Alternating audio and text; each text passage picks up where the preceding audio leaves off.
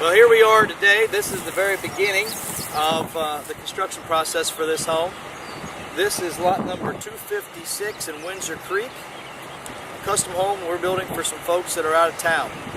A little bit about our process. Since this couple is coming from out of town, several hours out of town, they came in, they sat with me, we designed their home, and my father, Bob D. Sr., who is the president of our corporation, he actually does all the design work in-house. So all these lines and everything on the ground started on our computer-assisted drawing program at our office. We designed the home, modified it, made all the adjustments that we needed, developed our floor plan, put it into print.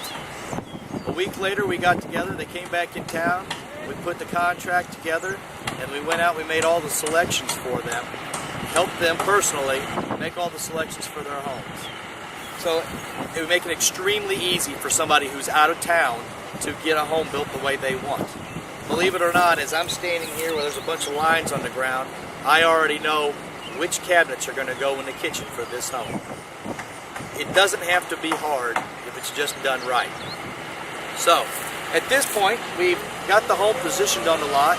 The engineering company in the area, Tuveno, Wade & Mershon, came out and has placed all the stakes and all the pointers for our home, positioned it on the lot to make sure that it was positioned just properly, helped us set the elevations so that we know that the height is done properly, and there won't be any mistakes made. Now what we've done is we've just put string lines out from stake to stake and we painted them to make it easier for the excavation company. The excavator will be here in about an hour or so, and he's going to dig this basement out.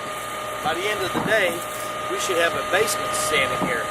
I am standing in what is the laundry room of this home, and I'm standing over a 9-foot deep basement. But now as I take a step over these strings here, now I'm standing in a 3-car garage.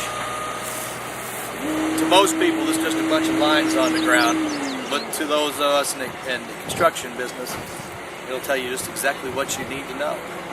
So there's not much to cover today, but in the next one we'll be down in the basement and you'll have this hole that I'm talking about to see.